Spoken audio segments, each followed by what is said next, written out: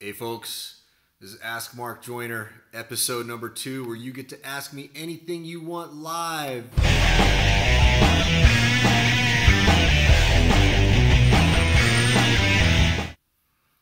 All right, you guys. I don't know again if this is going to be the right time of day to do this. Actually, you know what? I don't have my lapel mic on today, so I don't know what the sound is like here in this slightly echoey room. Again, this is number 2. Still kind of getting my sea legs here, learning how to do this. I want you guys to ask me questions, okay? So whether you're watching this on YouTube or Periscope or Facebook or wherever, go ahead and type in a question, and I will probably see it. Fingers crossed if all the tech is working right. Now, while I'm waiting for questions to roll in, and I don't even know if any questions are going to roll in because this is Sunday night for most of you guys. It's Monday morning for me. Maybe y'all got other things going on Sunday night, but it'd be lovely if we could spend your Sunday evening together answering your questions about business, about life, about persuasion, about psychology, about propaganda, about any darn thing that I can talk about. I'm more than happy to answer any question you've got. I am an open book. Now, to roll this off, though, I'm going to give you guys a question that I got from a little relative of mine. This little girl who I'm very, very proud of. She is just an absolute ninja of a person. She is working her tail off in the number 1 high school in the country right now. She got in, and she is doing amazingly well. And she asked me, she said, "Uncle Mark, what do I do about motivation?" She's having a hard time. She's feeling a little bit burned out because she has never had to work this hard before in her life. And I'll tell you what I told her, okay? Now, by the way, guys, as I'm talking here, I want to see more of your questions. If I don't have any questions, I'm just going to stop and figure out maybe there's a better time of day to do this. Again, this is brand new for me, so I got to figure out when is the best time of day to do it. How do I get more engagement? How do I get more people involved? Figuring these things out. But anyway, let's talk about what I said for my little niece. First thing I asked her, I said, well, what do you desire? What do you desire? And I pointed out to her, I said, look, we don't have any trouble being motivated to do the things that we really, really strongly desire. So for example, if her mom had been baking some chocolate chip cookies down in the kitchen, and she called her and said, "Hey, come down and get some cookies." I said, "Would you have to muster up any motivation to go do that?" And she said, that's a really important point. I hadn't considered that. But her objection was that, she doesn't have that kind of desire for her schoolwork and the tremendous load that she's under right now. So what does she do? Well, the trick to that is that you have got to chain these things together. So maybe she doesn't want to go to school right now, but what is school enabling for her in the future? That's the real question. So, I said, well, look, you got to find out, and I'm not going to get too deeply into her personal motivations, but, I said, you got to find out, what is it, why are you going to school at all? What is it that you want to become later on? And if you can chain those things together, it's a pretty miraculous way of transferring that motivation that you feel for that thing you want in the future and associating it with whatever you're experiencing right now. So in her case, every time she goes in to class and then she is not enjoying the class and she's trying to figure out, like, how do I get the motivation to do the homework? All she's got to do is project herself into the future and say, well, this is what I want to become, and doing my homework right now in the moment is going to enable me to become this thing off in the future. And that's basically it. If you can do that, and then if you can remember that over and over and over again, you are going to become more and more motivated, and you're eventually going to get to a point where you associate that motivation with the thing that you want to become with the really hard work that you have to do to achieve that. And another thing that you got to do is you've got to kind of reframe what hard work means in your mind. So for a lot of folks, they think, well, I'm just going to get through this hard work so I can have this enjoyment. But what I think you've got to do is you've got to reprogram your mind so that instead of associating hard work with something that you have to get past, turn hard work into something that you revere in itself, because that hard work is what makes you good. It's what makes you stronger, right? It's what makes you a better person. So instead of avoiding it, maybe you should be seeking it out. Now, I don't see any questions on my Restream little prompt here, so I'm going to check on Facebook and see if maybe there's anybody on Facebook that is asking me a question. You're going to have to bear with me here, guys. Again, I'm still learning this new stuff here and figuring out how to make this format work. Let me see if anybody has come in on Facebook that is not showing up on the Restream prompt. Give me a minute here. I don't see any questions. All right, well, if that's the case, guys, if there are no questions, I'm going to shut this down. Apparently, I think I need to do this at a better time of day so that I can get more live participation. So, hey, I got a good morning from Barry Page there. Barry, if you've got any questions, go ahead and feel free to ask. Maybe you're the one who will get this kicked off here and going. I know last time you asked some awesome questions. And I know I got a lot of questions from people via comments. And, I told them, I said, hey, come in live and ask me those questions live. But I think maybe what I need to do is when y'all are asking me questions via comments or in private messages, what I will do is I will print those out and have those ready to go so that in case y'all aren't seeing me live, I can answer those questions. And that way, no matter what, when I do these Ask Mark Joyner things, I will always have something to talk about. Okay, we got some... okay, Barry's telling me, wait, he's gonna ask a question. All right, we got a good Virginia Dewan, and Virginia is absolute ninja of a person who used to work with me at the old ESOP Marketing Corporation. So if you guys know the old stories about the stuff when we were inventing the tracking pixel, launching the first ebook publishing company, launching the first online ad tracking company, Virginia Dewan was one of the folks there along with us, her and her wonderful husband James, who the two of them met at ESOP long ago, and absolutely fantastic people. I'm glad to see Verge hanging out here. So Verge says, to paraphrase Will Wheaton, aka acting Ensign Crusher, do something that your future self will thank you for. Absolutely right, and great thing to bring up. Okay, here. I see some good friends in here chiming in. All right, so Virginia asks, all right, I gotta get this, okay, here we go. I think I got this lined up now so I can see everything you guys are asking. Verge asks, as a prolific writer, how do you get over writing fatigue, especially on topics you have been writing for a super long time? Okay, Verge, let me ask a clarification about that because there's two possible answers. That's a fantastic question. So are you asking about writing fatigue in the moment when you're actually writing, or are you talking about the fact that, like, hey, I've written on this topic so many times I don't want to write on it anymore? Let me know which of those two you mean, but I'll give you an answer for both. So in the moment, for me, it's a number of things. First off, the base foundational thing to have stamina for writing is the same kind of stamina that you need to have for pretty much anything, and that goes down to basic health habits. If you're not getting a good night's sleep every night, if you're not getting sun every day, if you're not getting sun in the morning, at sunrise time, if you're not drinking enough water, if you're not eating healthy food, if you don't have your stress levels managed, and I know for you with an army of kids, you got to manage your stress levels, or something probably hard to manage full stop, and not being a father, I can't really speak to that. But you got to get all that stuff dialed in, because if those things are not dialed in, you will not have stamina for writing. You will not have stamina for anything at all. Now, the other thing that I do is I will push to get myself into a positive state before I write. Now, Ted Nicholas and Verge, I think you remember Ted Nicholas. He was a speaker at one of the events we organized together back in ESOP. You may remember that he used to do this really funny ritual. He had a list of about 20 different affirmations, and I was just telling a buddy, Thomas Ingberts, about this yesterday, in fact.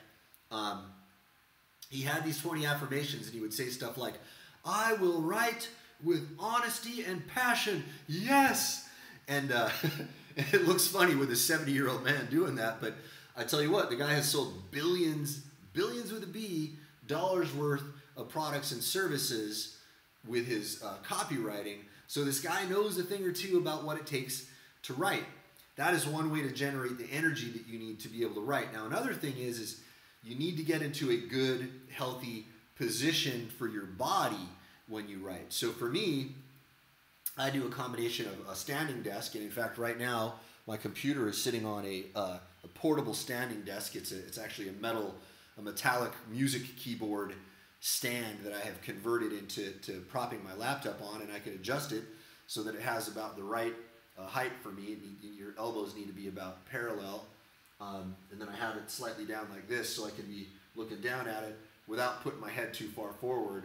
Now, ideally, your standing desk should have the monitor up about here, but if you're using a laptop and you got to be portable, that's hard to do. So a portable standing desk like this works out pretty well for me. And then I combine that with this thing I have called the Perfect Chair.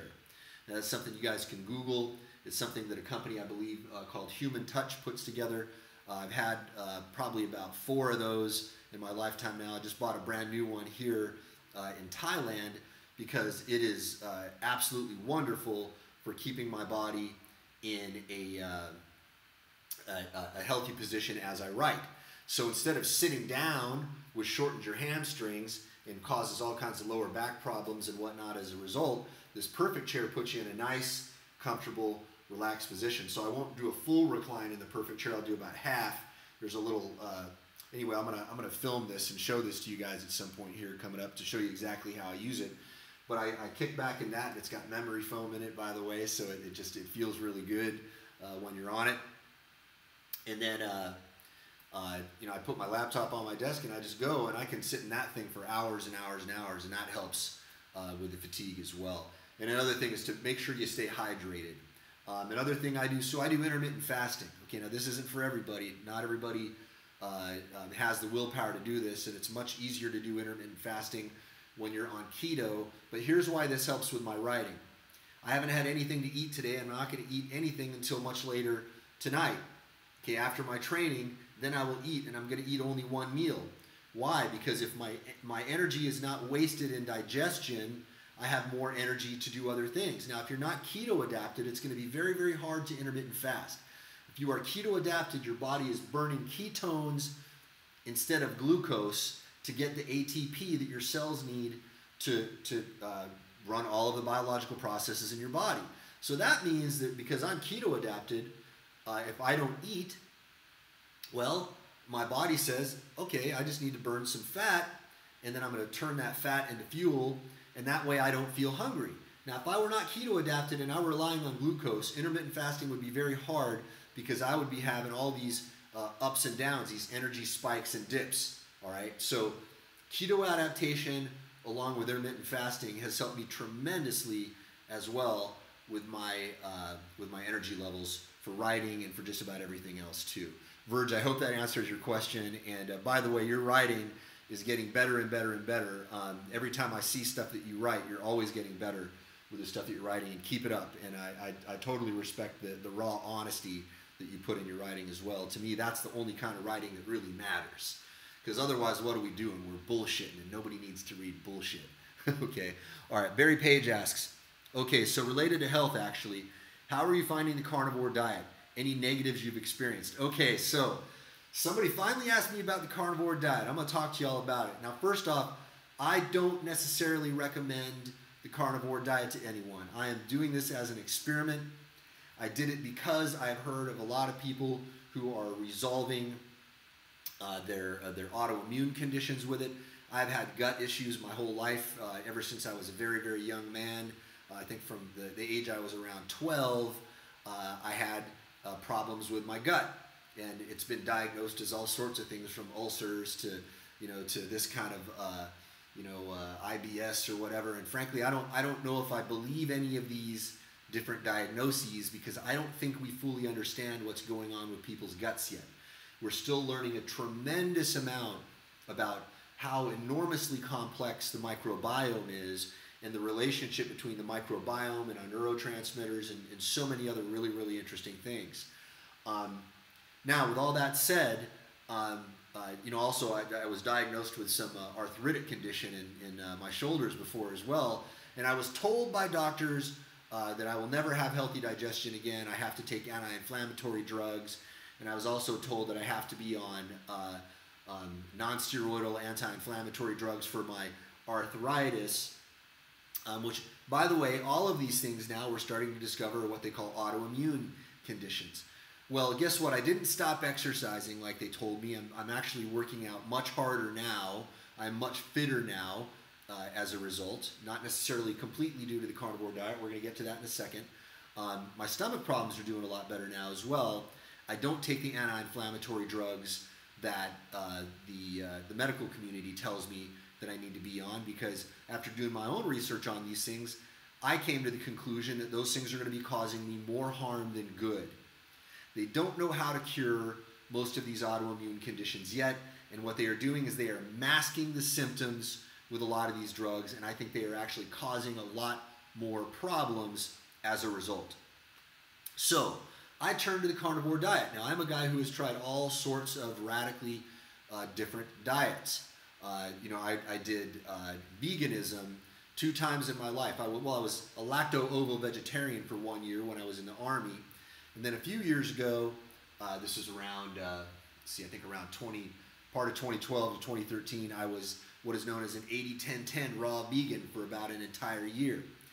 Now, neither time worked out for me very well. And in fact, the 80-10-10 one was the one that triggered off probably the worst state of my gut that I have been fighting for years since then. After, I think 80-10-10 may have actually broken my gut worse than it was before.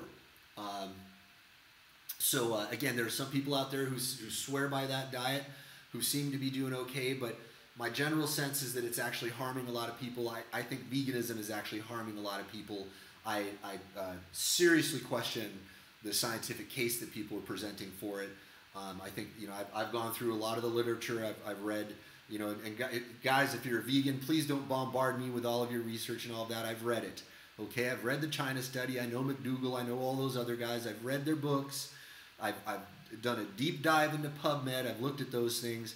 I am not convinced that their evidence is sound. Okay, there is a wide body of evidence that people use to support that, but many of these studies I have found are significantly flawed. For example, the evidence that people will present saying that meat is bad for you doesn't distinguish between grass-fed and grain-fed beef. It doesn't distinguish between beef that was raised naturally and stuff that was raised in a capo. Capo is a commercial animal farming operation. Okay, those little horrible stalls that they cram these animals in, where they pump them full of hormones and all this stuff. Is that stuff going to be bad for you? Maybe. If you're eating stuff that's pumped full of hormones and eating that's been eating grains that have been laden with pesticides, is that stuff going to be bad for you? I would think so. Probably. Is that going to affect your body differently from the meat from a cow that was raised naturally eating grass, that didn't get hormonal injections, that wasn't exposed to pesticides in the same way? I don't think we can compare these things. These are apples and oranges. Okay. Plus, I think we need to do a much deeper dive into science in general, by the way, into the science of food than we have so far. I am not satisfied with any of the research that I've seen to this point. Now, with that said, it's a big, long build-up to carnivore, all right? I tried carnivore because I heard a lot of anecdotal cases of people curing their autoimmune conditions with a carnivore diet, and there is actually a clinic in Hungary that is dedicated exclusively to the carnivore diet and is getting reportedly excellent success with treating autoimmune conditions with the carnivore diet. Dr. Sean Baker, who is a tremendously good athlete, has been doing the carnivore diet for a full 2 years now. Now, a lot of the vegans will criticize him and say, well, look at his blood work. He's got low testosterone.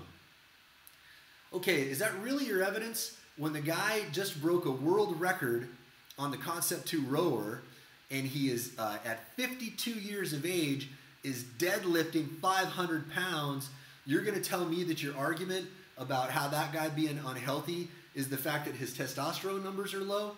I think maybe we're just not interpreting the numbers correctly, right? Maybe that number doesn't always correlate the same way with performance the way we think it does. Or maybe it's conditional, right? One of the things I like to tell people is that causality is not binary, it's multivariate. Okay, so it's possible that when you are on a carnivore diet, maybe you need less testosterone, maybe you can function well. The fact is, if you examine the man's performance, he's obviously doing extremely well, and he is obviously an extremely intelligent man who has a lot of very profoundly important observations about health and diet.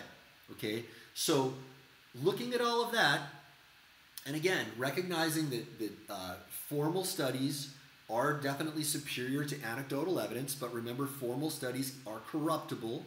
The peer review system is frankly broken. A lot of studies are paid for by interest groups to come up with conclusions, predetermined conclusions to support their particular agendas. Okay, and sometimes scientists, because they're human, like to fudge data to support their hypotheses because they know it's going to get them recognition, it's going to get them tenure, it's going to get them all of these different things. Okay, so we have to take formal studies with a grain of salt as well. It's not as incorruptible as most of us think. So that means we have to go to bro science sometimes. It means we have to go to anecdote sometimes. It means we have to go to clinical evidence sometimes. Okay, there is a spectrum of evidence out there. Now, the evidence that I trust the most for myself is how I feel and how I perform. And I'm sorry, but I perform way, way better now on the carnivore diet than I did even on keto. So when I did keto, and I was combining it with Wim Hof breathing, I resolved my gut problems pretty well for a little while, but they came back. Then when I switched over to carnivore, I saw a great reduction in symptoms, far greater than I experienced even on keto.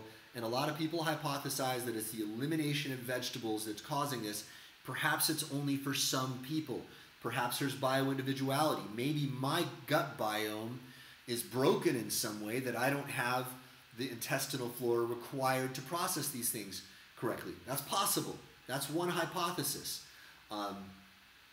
There's so many different possibilities of what's going on here. It's possible that this is a temporary thing for me that's going to allow me to resolve my gut problems, but maybe eventually over the long term I need to switch over to a more normal diet. I don't know, but I'm willing to experiment and find out, and I'm willing to listen to my own body. Okay, that's it. And I don't care about anybody's judgment about the diet. Okay, a lot of people are going to say, well, that's a crazy diet. Well, I'm sorry, suffering with the condition that I had in my gut, that's the crazier thing than switching over to eating meat. Now, if people are going to moralize about veganism, by the way, I'll say one more thing about that. Do we need to go tell all the animals in the wild that are carnivorous to stop eating other animals because it's immoral to eat other animals, even though they are designed to be eating those things? Do we know whether or not the human body is designed to be herbivorous or omnivorous or carnivorous? I've heard arguments across the spectrum for that, and there are arguments that are valid for all three of those different perspectives. Okay, so none of us really know. None of us really know, all right? But what I do know is how this diet is affecting me now, and I know that it's affecting me very well, and I'm going to stick on it until it stops working, okay? Because it's the best thing I've done so far to heal my gut. Now, let me address one more thing about carnivore diet that a lot of people ask. They say, well, you're going to get nutritional deficiencies. Obviously, don't you remember the stories of all the sailors who went out there and got scurvy, and then we cured the scurvy by supplementing their diets with fruit? Yeah, that is a historical account that everybody has heard. But here's the way the carnivore guys address that. None of us are getting scurvy. None of the guys who are on the carnivore diet are getting scurvy. I don't have scurvy. I got pretty darn good teeth. I'm in pretty darn good shape all up, all around, especially for my age. Okay, well, their hypothesis is that perhaps The fiber that you're eating in the diet, if you're eating a normal diet, increases the body's requirements for vitamin C, and that if you're not eating fiber, you need much less. The fact of the matter is, I don't have scurvy. None of the guys who are eating the carnivore diet are getting scurvy. So do with that information as you will. Make your own informed decision. Guys, I do a lot of radical things for my body that a lot of formal medical doctors, especially in the United States, would disagree with. I get sun on my skin without sunblock every single day at peak sun. I've been doing that for years. I don't have skin cancer. I have pretty darn good skin all up. Actually, my skin has gotten healthier as a result of doing that. I feel healthier as a result of doing that. Am I advising you to do that? No, I'm advising you to think for yourself, to go in there and dig into the medical journals yourself. They're not that hard to understand once you get in there and dig in, okay? And don't just rely on the abstract of a scientific study. The abstracts are often very misleading, and especially don't rely on the scientific journalism, because what the scientific journalists do is they read the abstract without actually reading the science, without understanding the data that often does not support the conclusion that the researcher is trying to pimp out in the abstract. Well, these journalists will read the abstract, and then they will come up with a clickbaity headline that is not supported even by the abstract. Okay, so you need to educate yourself. You need to understand statistics. You need to understand how to dig in and read a scientific paper. Okay, most of it you're not going to understand. There are going to be terms of art in there that you do not understand. All right? It's going to take time. It's like the way I educated myself about Shakespeare. Now, I'm a largely self-taught guy in my life. I self-taught myself how to read scientific papers. I self-taught myself how to read Shakespeare. When I first read Shakespeare, it was hard. It was really hard, man, because even though it's still technically modern English, there's a lot of stuff in there that you need a concordance for. You need those footnotes. But after a while, I started to understand it, and thank God I took the time to do that, because Shakespeare has enriched my life perhaps more than any other literature I've ever read. And understanding scientific journals, scientific papers, has liberated me in some profoundly important ways, because it means that I am not beholden to the opinions of people who are trying to tell me how to think about something. Journalists like to get up there and say, we'll do the thinking for you. Fuck that. Pardon my language, anybody's offended by that, but that deserves a fuck that. Okay, if anything in this life does, it's that. You need to learn how to think about these things for yourself. All right, let me get into here to some more questions. My apologies for a long rant on that, guys, but man, it deserves a long rant. Okay, so Verge says, the second one, writing so many pieces on a similar topic. How do you approach the same topic from multiple angles, especially if you've written about it for years? That is a damn good question too, Verge. All right, so here's the way I look at it. Start thinking in terms of metaphors and stories, okay? Can you come up with new metaphorical ways to express the same idea? Can you come up with new stories to express the same idea? As a copywriter, I'm faced with this all the time, because I've got to sell Simpleology all the time. I've got to come up with new ways to sell Simpleology. Now, one way we do that is we come up with new entryways to introduce people into Simpleology. But sometimes I say, well, you know what? I want to tell the same thing again, but now I'm going to come up with a new story. And here's where your imagination is going to kick in, Verge. You're a very creative person. I know that extremely well from having worked together. Just let your imagination run. Can you concoct a story? And you can concoct it whole cloth. It can be totally fictitious that makes the point you're trying to make. Or do you have a story from your life that you can share? Or can you come up with a new simile or metaphor? Those things will give you a limitless number of ways to express the same thing over and over again. And I think it's very important that you express the same thing in different ways over and over again, because sometimes it requires a different way to get into someone's mind. Okay. All right, let's see here. Nathan asks, wow, I have several friends doing carnivore. I like keto so much I'd like to try, but I have none of the issues carnivore really excels alleviating. Then, experiment with it or don't, man. I can't recommend any of these things. All I can do is report to y'all what works for me. And I'm not going to censor myself in telling you what I believe has worked for me. And by the way, sometimes again, if causality is multivariate and not binary, it's possible that other changes in my life may have been responsible for some of these improvements, right? I'll tell you one really interesting note on that, by the way. So I was living in Manila for a little while, and I just moved out here to Phuket, Thailand, with my buddies, my great buddies, Mitch and Mac. And the air is way, way better out here.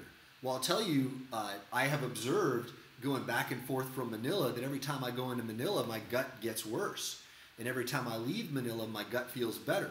I think there's something going on there with the pollution or the stress levels or maybe the EMF pollution that makes it an inhospitable environment, at least for me. And by the way, I think this is probably a global problem that we all need to address. I think that when we have pollution in our environments, we are limiting human potential for every single person on the planet. And that is an absolute mission critical thing that we need to resolve.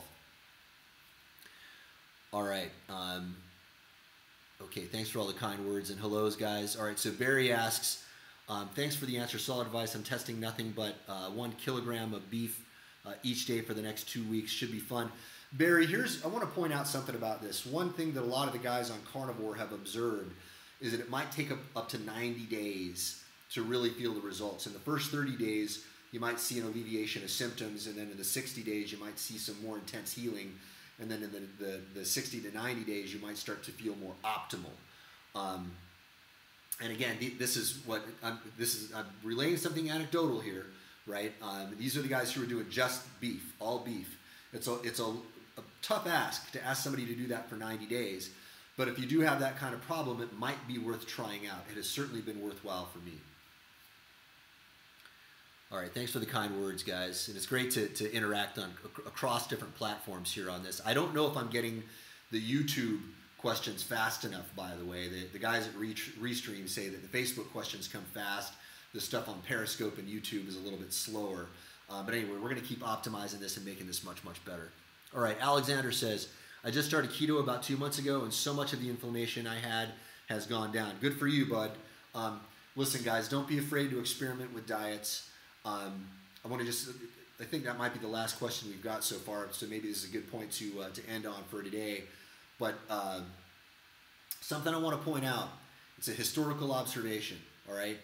We used to have this thing called the 4 food groups, and then we had the food pyramid, and I don't know what it is they're trying to pass off on us now, but every time they come out with this, the government is trying to tell us, well, this is what your healthy diet you should be eating is.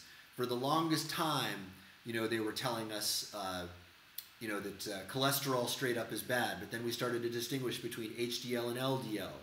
And now we know that some cholesterols are actually healthy for us. If you're eating grass-fed beef, for example, the omega-3 ratios are much higher than the omega-6. Totally changes the way it affects your body, right? So for me, I don't really care about the government's recommendations on what I should be eating because I don't believe that those things are coming from the right place. And I think even sometimes there's probably some corruption going on there. Again, this sounds conspiratorial, but I'm open to the notion that maybe people in the grain industry are paying somebody in the FDA off to say, hey, advise people to eat lots of grains. Okay, there are a lot of people now that are presenting a very, very strong case for the fact that maybe grains are actually super bad for us, right? Maybe the anti-nutrients, the protease inhibitors in grains and beans and whatnot are not so good for us after all. And maybe there's a difference between the grains that we're eating now and the heirloom grains, right? So, we have been genetically modifying a lot of the foods that we're eating now. People will come out there and will tell you that GMOs are proven safe. I call bullshit.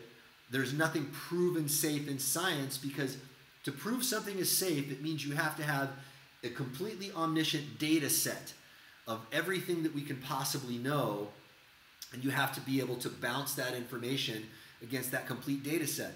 Well, we don't have a complete data set. Even with what we know to observe, we have not made all of the observations, but there are things that we don't even know yet that we can observe, that we haven't even discovered yet.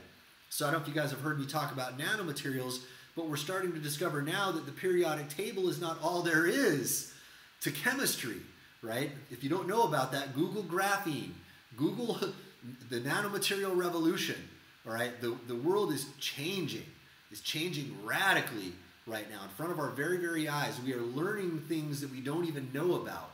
So for someone to come out and make a statement like GMOs are proven safe, prima facie, that is a bullshit statement. No, in my estimation, no intelligent scientist would ever say something is proven safe because epistemologically, it's not a valid statement. Okay, I got another question here from Mitch. Hey, bud. He says, how much experimentation do you do with WOM evidence for increasing energy levels or decreasing burnout? What do you mean by WOM, by the way? Mitch, can you follow up on that? You're the last question right now, so if I hear from you quick, I can squeeze in an answer to that. I know WOM is word of mouth. Is that what you mean? Are you just talking about like bro science? Hopefully Mitch will reply here quickly. WOM evidence. I'm trying to figure out what he means. Mitch, I hope I hope he's still here. I want to know what he means. Word of mouth. Okay. Well, it depends. Okay. First off, if I hear something word of mouth, I'm going to consider the source. For example, the great Paul Chek says, everybody who preaches health should do so with their shirt off. I'm almost there.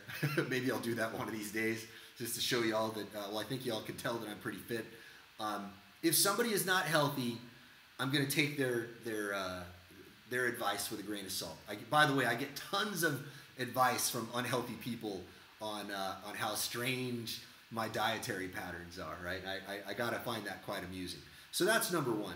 And then the second thing is I'm going to ask, did they actually experiment with this themselves, or are they just hearing something secondhand? Now the third thing is what is the volume of that word of mouth anecdotal evidence? Are there a lot of people out there reporting it? And is that volume of people astroturf, or is it real people? You got to find out. If you guys don't know what astroturf is, Google that. And I'm not talking about the stuff they have on the football fields. I'm talking about the phenomenon where people are going in and manipulating the results of Google and manipulating the social media conversations to create impressions. Guys, that is a real thing. If you haven't seen Susan Atkinson's TEDx talk about that, go check that out, guys. And I can tell you, as a guy who has consulted for people who have tried to manipulate the media, it's a real phenomenon. It's really going on. It's how governments are doing it, corporations are doing it, interest groups are doing it. Not everything you read on the internet is legit. And by the way, Google is sometimes shaping the search results for political agendas. There's a tremendous body of evidence to support that's going on as well. And anyway, that's a whole big can of worms. But there's my thought on that, Mitch. I think you have to get information from as many sources as possible, but you can't trust any one source. And let me tell you one thing about that from the perspective of being a former military intelligence guy. Okay, in the military intelligence community, we don't rely on one single source of information. We get corroborating sources of information. And depending on the quality of the source and the multiplicity of the sources, we get greater or lesser degrees of certainty about what that is. And by the way, when you have to use that information to decide whether or not you were going to send a drone strike somewhere or attack a particular target, it's very, very important to corroborate that information from as many, many different sources as possible. Great question, Mitch. All right, so Richard Posner asks, it's crazy, all the angles of diet, people are different. I have lost 100 pounds in a year using my intuition and grains of truth from experts. Good for you, dude. Listen, I was 80 pounds over what I am now. Okay, I've gone up and down in my weight, and I was bloated and fat as F. Okay, I was definitely super out of shape, and I'm in amazing shape now, and I'm shredded now. And it didn't come from following the food pyramid. I'll tell you that. So cheers to you, Richard, for overcoming that. All right, let's see. Mitch asks, are you still on a diet of bulletproof coffee with one big clean meal? Yes and no. So I don't do the bulletproof coffee anymore for a couple reasons. One is on carnivore, you can't have the coconut oil. But I was trying just butter in the coffee for a little while, and right now my gut can't handle it. Don't get me wrong, I love my coffee, and I actually kind of hope I can get back to coffee because I love the way it makes me feel. But what I'm handling now is I'm learning new ways to make myself just as energetic without the coffee. So you guys can probably tell this is early morning for me. It's before 9 a.m. I've been up since 4 a.m. and I am just as energetic right now as I was at 4 a.m. and I'm going to stay energetic. And most of that is coming from taking care of my body properly, and it's also coming from taking care of my mind. When I feel down, one of the first things I do is I get up and I move my body in a way that's going to generate energy out of nowhere. You can pull energy up out of your gut. You can reach deep down inside yourself and pull energy out. We all know we can do this. We all know about the second wind that happens in sports. We've seen guys in fights who are just beat down to nothing, and that something happens. They pull something out from inside themselves and they pull that energy out. You can do that for yourself on a day-to-day basis. And part of that is from the way you think, and part of that is the way you move your body. Okay, so an experiment you can try is, this is something that a lot of the NLP guys, and I know Tony Robbins popularized this. It's a really beautiful experiment. Go to the mirror and smile like you're crazy happy. And as you got that smile on your face, try to be mad. And you're going to find it's not possible to feel mad when you have that big smile on your face. And that smile is important because when you feel positive energy, you are lowering your stress levels. And if your stress levels are low, that means your energy can be higher. Stress will deplete your energy stores. So a lot of people will come in and be like, oh, I don't want to be happy, smiling all the time. Well, the alternative, I mean, if you're down and you're angry and you're bitter all the time, I promise you, you are not going to have as much energy. Verge says, how much of your time is split between work and health/working out and the rest of the things life entails? Well, first off, let me give a caveat here. I'm not a parent, so I'm in a situation where I don't have the same level of responsibility that you do.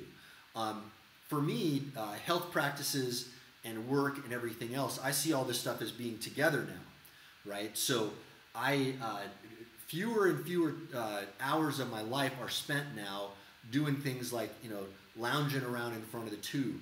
I don't see that as my leisure activity anymore because most of the stuff I see on TV I know is negatively affecting my mind.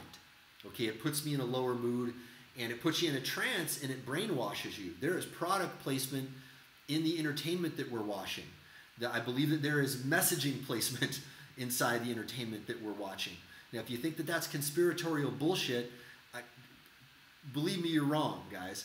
Go look at the history of De Beers and how they paid Marilyn Monroe to sing that song, Diamonds Are a Girl's Best Friend. How they created the cultural norm of giving your fiance a diamond engagement ring. That was not a phenomenon until De Beers created that, and they deliberately placed information inside popular culture to change your thinking about that. Okay, so my leisure activity does not involve those types of things anymore. My leisure activity now is spent on things that I know are improving my life. Okay, so I'm either going to be playing music or I'm going to be doing work, which I am constantly brainwashing myself to love more and more. I used to have an aversion to work until I switched the way I think about that. I don't go in and think of work as something that I got to get over. I see it as a joyful thing that I am experiencing that is part of my life. Because if you separate work and life, that means that 8 to however many hours of your day every day that you're spending on work are now are sacrificed. Okay, but you're still alive. So if you teach yourself how to enjoy and love your work, you can get joy and pleasure, throughout the day. Now, my normal routine looks something sort of like this. Okay, so I get up usually around 4 a.m. I bang out some hard creative work then because that is the best time for me to be focusing my energy on hard creative work. And then around sunrise, about 10 minutes before sunrise, I will get out there and I will do some flows and some different movements that I do. I have a strict morning routine that I follow. And then right as the sun is rising, I'll do some breathing practices. I do this thing called breath of fire, and then I do Wim Hof breathing. Okay, and then after that's done, I feel amazing.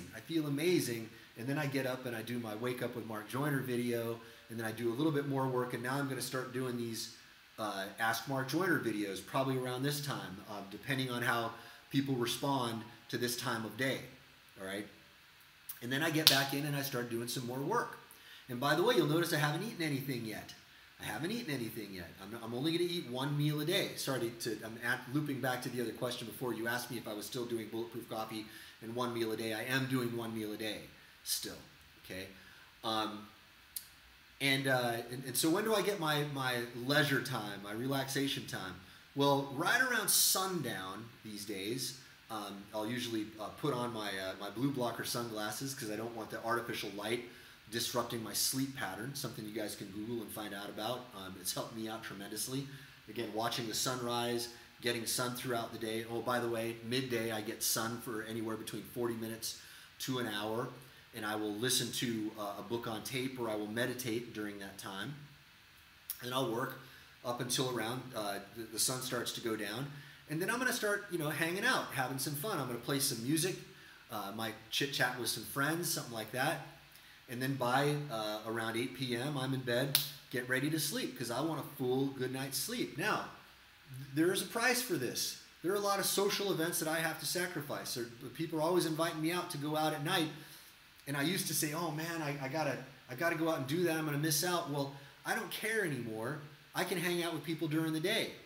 And if I don't have time to meet them during the day, well, maybe I'm not going to have a chance to meet them. It's more important for me to get a full night's sleep so I can be optimal throughout the day because I love feeling amazing throughout the day. That's worth way more to me than any kind of pleasure I could be getting at night. Well, you might read that sentence the wrong way. Not the way you think I might mean that. Certainly not implying that. But I don't need to go out and drink. I don't need to go out to clubs. I don't need to go out and watch a movie late at night. I don't need to disrupt my sleep until 10 or 12 at night and then sacrifice my performance the next day. That stuff is not important enough. Hope that answers your question. All right, so Richard asks, let's see. Oh, all right, good stuff. All right, so Richard asks, time for a long bike ride. Glad to have a reconnection with you and your fervent mind and actions. You are a valuable asset to the tribe beyond. Thank you, buddy, for the kind words. And I'm going to leave it at that, guys. This is a really good session today. I didn't think we were going to get too many questions coming in because it's Sunday night, but I really appreciate you guys hanging out and having fun. I'm going to be doing this more often. I'm going to be doing this probably 4 or 5 times a week now, probably around the same time. If this time works out, I'll keep it consistent. I like doing it around this time because it works for my schedule, but I do want to get the most live engagement as I possibly can. Obviously. And by the way, we're going to be doing a lot of really fun stuff about this. And guys, don't be afraid to ask me questions about marketing either. I still know a thing or two about marketing, and I know most of you guys are asking me about health, but I'm completely open to answer any question you guys have at all on any particular topic. And you guys drive the train. You guys tell me where to go. This is for you. It's you asking me questions, so I'm not going to dictate where that goes. All right, guys, thank you so much for hanging out. I had a blast. Seeing y'all, and hopefully I'll see you guys on the next one.